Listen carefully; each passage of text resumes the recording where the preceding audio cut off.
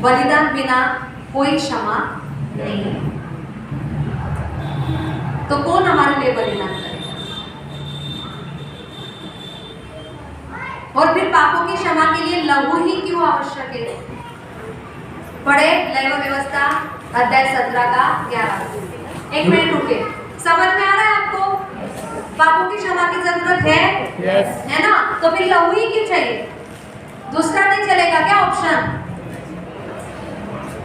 गंगा में डुबकी लगाना, नारियल,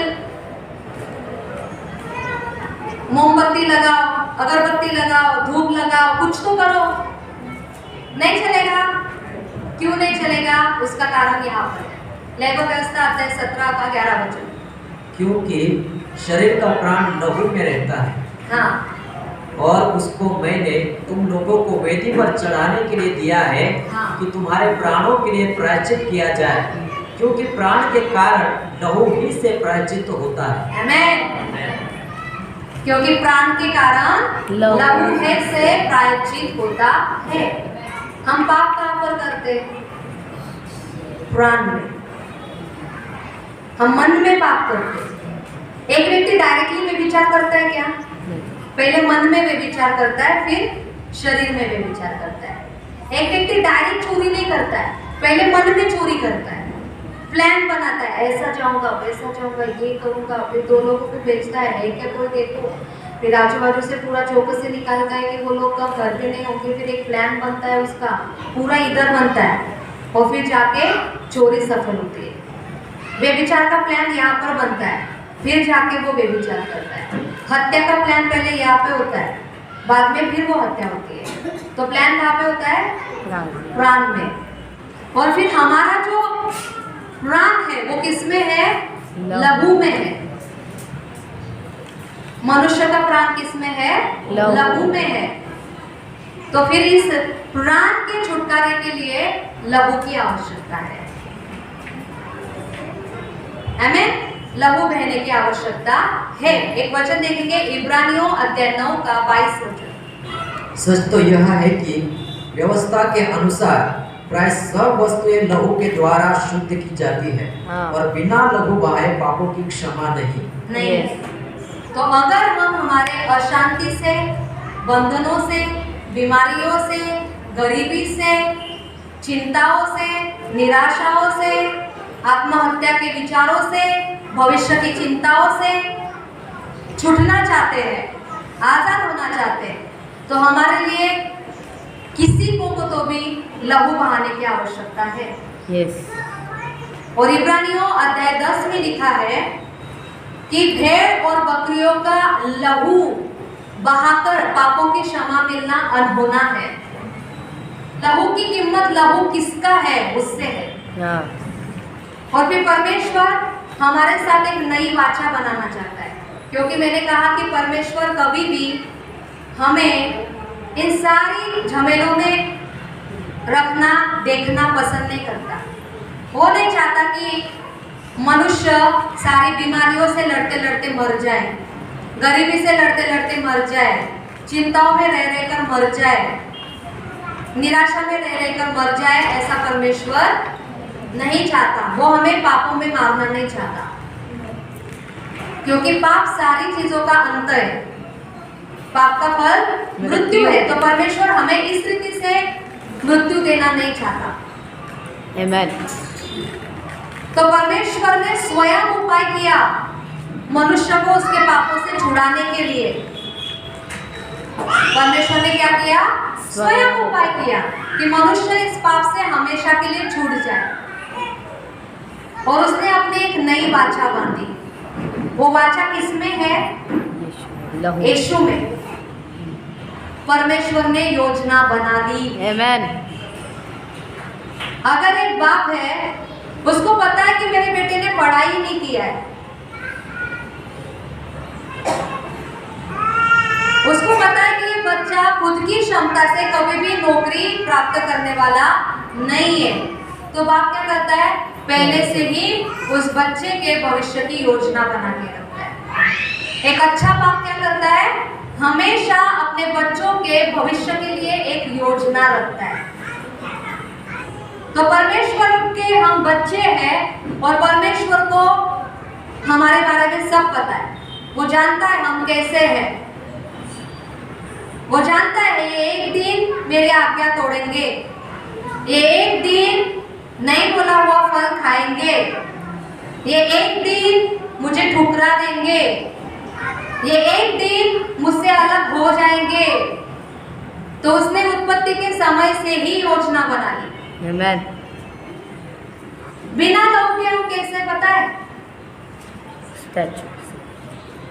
विदाउट ब्लड हम कैसे हैं? बिना लहू के हम आशाहीन हैं, बिना लहू के हम उपस्थितिहीन हैं, बिना लहू के विश्वासहीन हैं, बिना लहू के कोई सुरक्षितता नहीं है, बिना लहू के कोई वाचा नहीं है, बिना लहू का कोई कोविनेंट नहीं है। बिना क्राइस्ट के हम कैसे, एक वचन हम देखेंगे इफिसियों अध्याय 2 उसका 12 और 13 वचन। बिना परमेश्वर के हम कैसे हैं?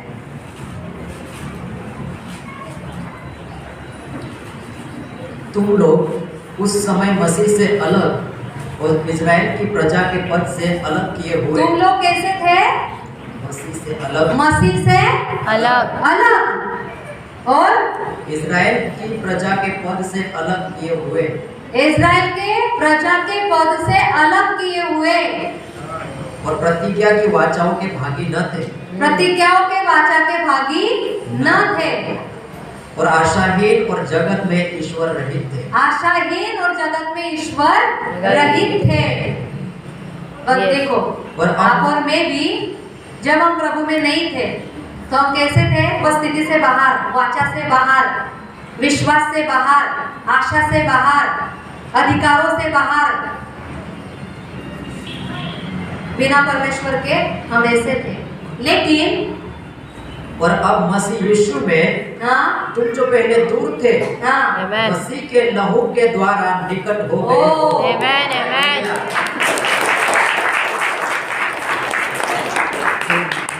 बिना लहू परमेश्वर और मनुष्य में कोई जुड़ाव नहीं। Yes.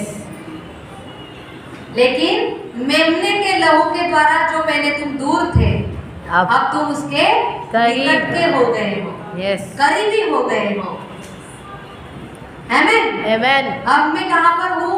लहू के कारण, परमेश्वर के निकट, उसके उपस्थिति के निकट, उसके प्रेम के निकट, उसकी क्षमा के निकट, उसकी दया के निकट, उसके प्रयोजनों के निकट, उसके आपूर्ति के निकट, उसकी सुरक्षितता के निकट, मैं उसके निकट का हूँ Yes. लहू के कारण। Amen. इसलिए हमारे जीवन में लहू की आवश्यकता है। तो हमने और यीशु का लहू मनुष्य का लहू नहीं है, वो स्वयं परमेश्वर का लहू है। Amen. यीशु का लहू सार्वकालिक है। Yes. यीशु का लहू जीवनदायक है। Amen. यीशु का लहू छुटकारा दे सकता है। Yes. वो छुटकारा देने की क्षमता रखता है। यीशु का लहू चंगा करने की क्षमता रखता है। यीशु का लहू बचाने की क्षमता रखता है।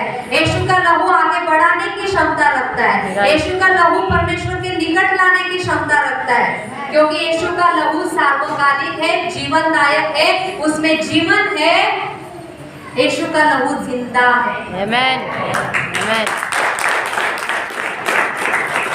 इसलिए कहो, मुझ पर और मेरे घराने पर यीशु का लहू, यीशु का लहू, मेरे बच्चों पर यीशु का लहू, मेरे कमाई पर यीशु का लहू, मेरे जीवन पर यीशु का लहू, मेरे भविष्य पर यीशु का लहू, मेरे लहू पर यीशु का लहू अभी आ जाए यीशु के महान नाम में। यीशु के महान नाम में। आमेन। आमेन। आमेन। क्या आप लहू पर विश्वास कर पा रहे हैं? Yes. क्या यीशु का लहू आपको जीवित प्रतीत हो रहा है? क्या उसके स्पर्श को आप अनुभव कर पा रहे हो? बहुत सुंदर बातें करता है। Amen. यीशु का लहू हमारे लिए सुंदर बातें करता है। यीशु का लहू हमें कभी भी दोष लगाने नहीं देता। अगर हम लहू के दायरे में है तो दुष्ट आत्मा हमें छू नहीं सकती। अगर आपके जीवन में कुछ भी दुष्ट आत्माओं का कार्य चल रहा है, अगर आपके जीवन पर व्यभिचार हावी होने का प्रयास कर रहा है, गरीबी हावी होने का प्रयास कर रही है, निराशा हावी होने की प्रयास कर रही है, बेचैनी हावी होने का प्रयास कर रही है, अशांति हावी होने का प्रयास कर रही है, कैंसर हावी होने का प्रयास कर रहा है, हड्डियों की जकड़न हावी होने का प्रयास कर रहा है, ट्यूमर हावी होने का प्रयास कर रहा है, और सडनली तुरंत आप इन बातों को भाग लेते, जांच लेते, जान जाते कि कुछ तो भी गलत मेरे जीवन पर हावी होने का प्रयास कर रहा है, वो आने पर है, और आप कहते हैं कि प्रभु मैं आपका लहू लगता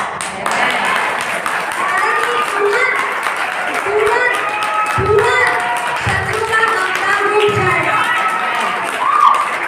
वो तुरंत भाग जाएगा, वो आपको छूने नहीं पाएगा, वो आपका नुकसान करने नहीं पाएगा, वो आपका नाश करने नहीं पाएगा, क्योंकि यीशु का लहू जिंदा है।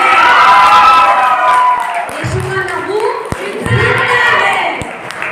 वो हमारी सुरक्षा कर सकता है, वो हमें बचा सकता है, वो हमें गिरने नहीं देगा, वो हमें नाश होने नहीं देगा, लेकिन उसको हमें लेना है जिंदा। यीशु के लहू को अपने जीवन में जिंदा कर। एक वचन देखेंगे इब्रानियों अध्याय 2 का 14 वचन। इसलिए हाँ जबकि लड़के मांस और लहू के भागी है, हाँ तो वह आप भी उनके समान उनका सहभागी हो गया, ताकि मृत्यु के द्वारा उसे जिसे मृत्यु पर शक्ति मिली थी अर्थात शैतान को निकम्मा कर पूरी दे। रीति से यस आमेन कंप्लीटली क्या शैतान को निकम्मा करना चाहते हो? यस उसके कामों को नष्ट करना चाहते हो? लहू के द्वारा। आमेन जब लहू आता है तो आपके जीवन में जो बहुत बलशाली दिख रहा है, जो बहुत प्रबल दिख रहा है, जो अनुभव होता है कि मैं इसको कभी हरा नहीं पाऊंगा, जब लहू की वाचा के तहत हम आ जाते हैं तो वो लहू की वाचा शैतान को निकम्मा कर देती है। आमेन पैरालाइज कैसा हो जाता है शैतान? निकम्मा जब लहू के सामने शैतान आता है ना तो वो पैरालाइज हो जाता है। आमेन पैरालाइज व्यक्ति जिंदा होके भी कुछ फायदे का है क्या? नहीं। हाथ होके भी कुछ काम का है क्या? उसका मुंह होके भी कुछ काम का है क्या? उसके पैर होकर भी कुछ काम का है क्या? शैतान वैसा है लहू के सामने। आमेन शैतान कैसा है लहू के सामने? निकम्मा यस आमेन आपके किसी भी कार्य में, आपके बच्चों पे, आपके भविष्य के, आपके पीढ़ी के ऊपर शैतान प्रबल नहीं हो पाएगा अगर लहू प्रबल है तो। यस अगर लहू। आपके बच्चों पर लहू प्रबल है तो शैतान निकम्मा। आमेन अगर आपके कमाई पर लहू प्रबल है तो शैतान निकम्मा। अगर आपके जीवन पर लहू प्रबल है तो शैतान निकम्मा है। अगर आपके भविष्य में लहू प्रबल है तो शैतान निकम्मा है। आप कभी भी असफल होने वाले नहीं है। आमेन आमेन। एक वचन और हम देखेंगे, प्रकाशित वाक्य अध्याय 12 का 11 वचन।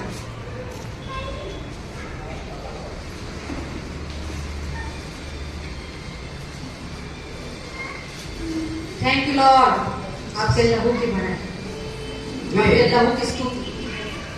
पढ़े। वे मेमने के लहू के कारण हाँ और अपनी गवाही के वचन के कारण उस पर जयवंत हुए और उन्होंने अपने प्राणों को प्रिय न जाना, हाँ। यहाँ तक कि मृत्यु भी सह लिए। आमेन। लहू के कारण, यस मेमने के कारण और लहू के कारण हम उस दुष्ट पर जयवंत होते हैं। आमेन आपको पसंद आएगा? क्या पसंद है? आपके जीवन में कौन जयवंत होना चाहिए? तो कैसे आप इतना आसानी से हार मान सकते हो? कैसे छोटा सा व्यभिचार आपको हरा सकता है? कैसे एक छोटा सा लालच आपको हरा सकता है? छोटा सा झूठ आपको हरा सकता है, कैसे एक छोटी सी निराशा आपको हरा सकती है, कैसे एक छोटी सी परीक्षा आपको हरा सकती है, जबकि उसने आपको जयवंत घोषित किया है। Amen. क्यों होता है पता है? लहू के दायरे में हम नहीं रहते, Hmm. इसलिए फिर व्यभिचार हमें हरा देता है, इसलिए फिर झूठ हमें हरा देता है, Yes. लालच हमें हरा देता है, निराशा हमें हरा देती है। लेकिन जब हम लहू के दायरे में आते हैं तो वो बादशाह हमें Automatically. उस पर जयवंत करती है। Amen. आमीन। तो अगर आपके जीवन में आप जयवंत जीवन जीना चाहते हो, जयवंत विश्वासी जीवन, विश्वासी जीवन सभी जीते, सारे विश्वासी जीवन जीते हैं, लेकिन जयवंत विश्वासी जीवन नहीं जीते। हाँ. मृत्यु के ऊपर जयवंत, बीमारियों के ऊपर जयवंत, निराशा के ऊपर जयवंत, व्यभिचार के ऊपर जयवंत, संसार के अभिलाषाओं के ऊपर जयवंत, हर तरीके के लालच के ऊपर जयवंत, घमंड के ऊपर जयवंत, Yes. अपने मुख के ऊपर जयवंत, सारी बुरी आदतों के ऊपर जयवंत जीवन विश्वासी नहीं जीते, Because blood. क्योंकि जयवंत लहू करता है। Amen. जयवंत कौन करता है? लहू। लहू करता है। जब कभी तुम मुझे स्मरण करो तो मेरे लिए यही किया करो। वो Amen. सटारी पर से वो लहू का प्याला लेकर उसे पियो, Oh yes. वो तुम्हें मुझ में स्थिर करेगा Amen. और मैं भी तुम में स्थिर रहूंगा। लहू आपको स्थिर करता है। लहू का प्याला पीना चाहिए, उसको लेना चाहिए, उसको ग्रहण करना चाहिए। वो आपको हर स्थिति पर जयवंत करने की सामर्थ्य रखता है। Amen. आप जयवंत होगे, फिर आप कभी भी पाप में गिरोगे नहीं। आप कभी भी पाप का दासत्व करोगे नहीं। यूहन्ना के समान आप बोल सकते मैं पाप कर ही नहीं सकता। Amen. यूहन्ना के जैसा आप बात कर सकते हैं कि मैं पाप कर ही नहीं सकता, क्योंकि मैं लहू में हूँ, Amen. मैं लहू के अधीन हूँ, Yes. मैं लहू के दायरे में हूँ, Amen. मैं पाप कर ही नहीं सकता। लहू आपको जयवंत करता है। आमीन। आगे बढ़े, कुलुसियों अध्याय 2 का 14 वचन। हम लहू की बढ़ाई, लहू की सामर्थ को देख रहे हैं Amen. कि लहू क्या करता है, लहू कितना सामर्थ्य है। कुलुसियों अध्याय 2 का 14 वचन। और विधियों का वह लेख हाँ। जो हमारे नाम पर और हमारे विरोध में था मिटा डाला और उसे क्रूस पर कीलों से जड़कर सामने से हटा दिया है। Wow. आगे बढ़े 15। और उसने प्रधानताओं और अधिकारों को ऊपर से उतार कर उनका खुल्ला तमाशा बनाया। Yes. और क्रूस के द्वारा उन पर जय जयकार की ध्वनि सुनाई। Amen. Amen. 14 वचन वापस से पढ़े। और विधियों का वह लेख जो हमारे नाम पर और हमारे विरोध में था मिटा डाला। मिटा डाला। क्या मिटा डाला पता है? आपके पापों का बोझ मिटा डाला, आपके अधर्म का बोझ मिटा डाला, आपकी गलतियों का बोझ मिटा डाला। बहुत बार हम परमेश्वर के करीब क्यों नहीं आ पाते? विवेक दोष लगाता है कि तू योग्य नहीं है, तू तो यार व्यभिचार करता है, तू गंदे दोस्तों में रहता है, गंदी बातें करता है, गंदी संगति करता है, तेरा बात करने का तरीका अच्छा नहीं है, तू अच्छी देखता नहीं है, अच्छा सुनता नहीं है, अच्छे काम नहीं करता है, तो परमेश्वर तुझसे क्यों प्रेम करेगा? और हम खुद भी इस बात को मानते हैं, क्योंकि पाप हमेशा दोष लगाता है। पाप कभी भी आपको परमेश्वर के करीब आने नहीं देगा, और इसलिए आज संसार परमेश्वर से दूर है, क्योंकि पाप उनको परमेश्वर के करीब आने नहीं देता। पाप उन पर दोष लगाता है, तू लायक नहीं है, तू योग्यता का नहीं है, परमेश्वर तुझे ग्रहण करने वाला नहीं है। पाप हमेशा दोष लगाता है, और फिर हम अपने आप को अपराधी घोषित कर देते हैं, हम अपने आप को बिना योग्यता का घोषित कर देते हैं, और हम मानते हैं कि अब मैं कभी भी परमेश्वर को प्रसन्न नहीं कर पाऊंगा, मैं परमेश्वर के करीब नहीं जा पाऊंगा, मैं परमेश्वर को अपने जीवन में कभी भी अनुभव नहीं कर पाऊंगा, क्योंकि मैं अपराधी हूँ, मैं पापी हूँ और मेरा जीवन सही नहीं है। लेकिन फिर क्रूस आ जाता है। Amen. आपके पास आशा है, Amen. आप परमेश्वर के करीब आ सकते हो। Amen. आप वापस से उसको गले लगा सकते हो। आपको क्या करना है? घर वापसी करना है। आपको बस पश्चाताप करना है। जब आप पश्चाताप करते हैं, मन फिराते हैं और मानते हैं कि प्रभु मैं गुनहगार हूँ, मैं अपराधी हूँ, मुझे क्षमा की जरूरत है, मुझे व्यभिचार से परे होने की जरूरत है, मुझे सारे झूठ से बाहर आने की जरूरत है, मुझे सही बनने की जरूरत है। जब ये एहसास आपके अंदर आता है तो लहू आता है। Amen. और वचन में लिखा है कि वो लहू आपके विरोध में लिखे हुए सारे सारे सारे सारे सारे सारे विधियों के लेख को मिटा देता है। Amen. आमीन। आपको जब परमेश्वर देखता है तो उसके दृष्टि में आप पूरी रीति से निर्दोष और निष्कलंक दिखाई देते हैं लहू के कारण। Yes. जब परमेश्वर मुझे देखता है तो वो मुझे वैसा नहीं देखता है जैसे मैं हूँ, लेकिन वो मुझे कैसे देखता है? जैसा लहू है। मुझ पर किसका लहू है उस हिसाब से परमेश्वर मुझे देखता है। Wow. तो जब तक मैं लहू में हूँ तो मुझे अपराध दोष नहीं आएगा। अगर मैं लहू में हूँ तो मुझे पाप दोष नहीं आएगा।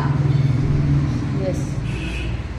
लहू मेरे सारे दोष को हमेशा के लिए मिटा देता है। Amen. आमीन। और फिर मुझे हियाव होता है। वचन में लिखा है कि लहू के कारण हम हियाव करते हैं परमेश्वर के निकट आने का। Amen. हियाव देता है, वो मुझे ताकत देता है, वो मुझे क्षमता देता है, वो मुझे सामर्थ देता है और मैं बिल्कुल परमेश्वर के निकट आ सकता हूँ। मैं बिल्कुल परमेश्वर के निकट आ सकता हूँ। मैं बिल्कुल उसके उपस्थिति को Yes. ग्रहण कर सकता हूँ। मैं उसके उपस्थिति को झेल सकता हूँ क्योंकि लहू मुझे पवित्र बनाता है। Amen. तो मैं उसके पवित्रता को ग्रहण कर सकता हूँ। और Amen. फिर बाद में क्या होता है? विधियों के लेख अगर मिटा दिए तो फिर वो आकाश की दुरात्माएं, अंधकार के हाकिम और नरक के दुष्ट आत्माओं का आप पर और मुझ पर कैसा क्या अधिकार है? Right. Amen. क्या आप दुष्ट आत्माओं से डरते हो? क्या आप आकाश के हाकिमों से डरते हो? भूताला मागे भीती वाटते का? दुष्ट आत्माओं से आपको डरने की जरूरत नहीं है। दुष्ट आत्माएं आपसे डरती है। Amen. बोलो, दुष्ट आत्माओं से दुष्ट आत्माओं से मैं नहीं डरता। मैं नहीं डरता। दुष्ट आत्माएं दुष्ट आत्माएं मुझसे डरती है। मुझसे डरती है। क्यों डरती है? यीशु के क्योंकि लहू मैं यीशु के लहू में हूँ। Amen. आमीन। तो लहू के कारण क्रूस पर क्या हुआ? जिन दुष्ट आत्माओं से आप डरते हो, आपको बहुत ज्यादा डर लगता है कि वो मुझे मार देगी, मुझे में आ जाएगी, मुझे हिला देगी, डुला देगी, गिरा देगी, मार देगी।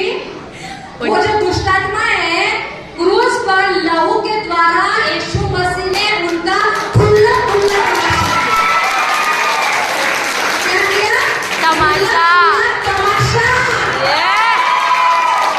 दुष्ट आत्माओं का, शैतान का और उसके विरुद्ध जय जयकार की धुन ही फूकी। क्या किया? गई। और फिर वो सामर्थ, वो अधिकार उसने कलीसिया को दे दिया। Amen.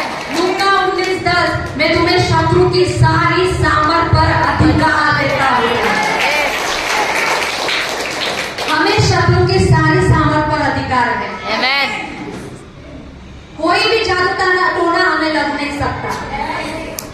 कितनी बार जादू टोना कर करके हमारे घर के बाहर तांबे रखे, लेकिन अपना कुछ नहीं बिगड़ा और कभी बिगड़ेगा भी नहीं। Yes. आमीन। मैं तुम्हें सांप और बिच्छुओं को पैरों तले बोलने का अधिकार देता हूँ। Yes. तुम कोई भी विषबाधक प्रसाद खा जाओगे तो भी तुम्हारी कुछ हानि नहीं होगी। नहीं होगी। क्यों? लहू। जिंदा लहू। Amen. जिंदा लहू। यूहन्ना 19:23 में यीशु मसीह ने जब क्रूस पर वो अपना प्राण छोड़ने वाला था तो उसने अंतिम शब्द क्या कहा? पूरा हुआ। पूरा हुआ। Yes. अगर वो लहू नहीं बहाता तो क्या सब कुछ पूरा हो जाता? नहीं। तो अगर लहू नहीं है तो पूरा होना भी नहीं है। नहीं है। हाँ हाँ। लेकिन जब लहू आ गया तो सब कुछ पूरा finish। हुआ। Amen. लहू आ गया तो सब कुछ finish। लहू हर समस्या का उपाय है। लहू हर बीमारी का हल है। लहू हर गरीबी का इलाज है।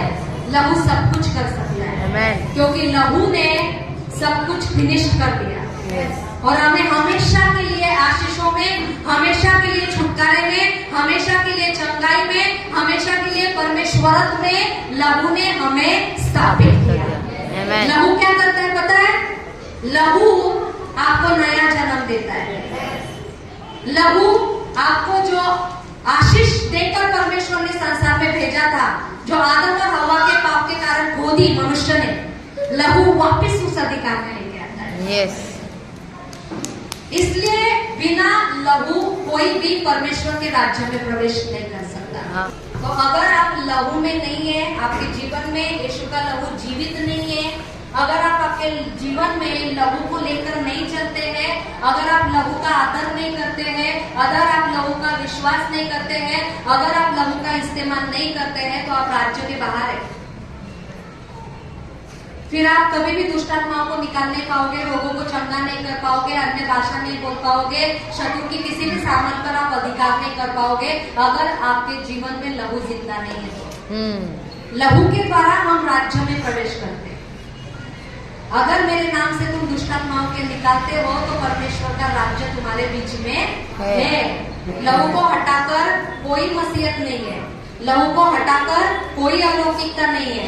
लहू को हटाकर कोई चमत्कार नहीं है। लहू को हटाकर कोई उद्धार नहीं है। Amen. हमें Right. लहू से होकर Yes. हम वाचा में आते हैं। Amen. लहू से होकर हम प्रतिज्ञा में आते हैं। लहू से होकर हम उपस्थिति में आते हैं। Yes. लहू से होकर हम परमेश्वर के निकट आते हैं। Amen. हमें इसलिए निर्गमन देखेंगे हम अध्याय 12 उसका 23 से 24 तक। इसलिए यहोवा परमेश्वर ने मूसा को इस विधि को दिया, इस प्रतिज्ञा को दिया। निर्गमन अध्याय 12 उसका 23 और 24। क्योंकि यहोवा देश के बीच होकर मिस्रियों को मारता जाएगा। देश के बीच मतलब राज्य के बीच। हम किस में है? राज्य। राज्य के बीच में है और हम वाचा की भूमि तक उस सफर में है और हम वहां पर जाने वाले हैं। तो इस राज्य के बीच में से होकर जब तुम चलोगे तब यहोवा तुम्हारे लिए मिस्रियों को मारता चला जाएगा। Amen. किनको मारता चला जाएगा? दुष्टात्माओं को, Yes. शैतान को, उसके कार्य को, उसके तुम्हारे विरोध में के हर एक प्रभाव को, उसके तुम्हारे विरोध में के हर एक असाइनमेंट्स को वो कैंसिल करता, ब्रेक करता, नाश करता हुआ जब यहोवा तुम्हारे बीच में से चलता जाएगा तो तुम क्या करना? इसलिए जहाँ जहाँ वह चौखट के सिरे और दोनों अलंगों पर उस लहू को देखेगा, जब ये करता हुआ यहोवा हमारे बीच में से चलेगा तो हमें क्या करना है? मेमने के लहू को लेकर उसको दीवार, दरवाजों पर, चौखट को, उसके फाटकों पर लगाना है। और जब यहोवा उन मिस्रियों को मारता हुआ आगे चलता जाएगा और वो देखेगा जो जिस घर पर उसको, उस जिस दरवाजे पर उसको लहू दिखाई देगा उसको वह छोड़ जाएगा। उसको वो छोड़ जाएगा। Amen. उसको वो छोड़ जाएगा। Yes. Amen. Amen. हाँ पढ़े। और नाश करने वाले को तुम्हारे घरों में मारने के लिए न जाने देगा। Amen. Amen. Yes. नाश करने वाला पीछे पड़ा है कि नहीं? लेकिन अगर लहू है तो वो भाग जाएगा। Wow. नाश करने वाले को वो तुम्हारे घर में कभी भी प्रवेश करने नहीं देगा। तो वहाँ Yes. पर दरवाजों पर ही क्यों लिखा है? दरवाजा क्या दर्शाता है? Entrance. दरवाजे से ही कोई भी प्रवेश। अंदर जा सकता है और बाहर आ सकता सकता है। तो आपके समय में वो दरवाजा कौन है? हमारा मुख। दरवाजा कौन है? हमारा मुख। तो हमें लहू कहाँ पर लगाना है? लहू का इस्तेमाल किससे करना है? मुख से। Amen. गवाही के वचन से तुम उस पर जयवंत होगे। Amen. गवाही का वचन क्या है? यीशु का। लहू की गवाही, Yes. लहू की जय जयकार करना, Amen. लहू की स्तुति करना, लहू का अंगीकार करना, लहू को अप्लाई करना।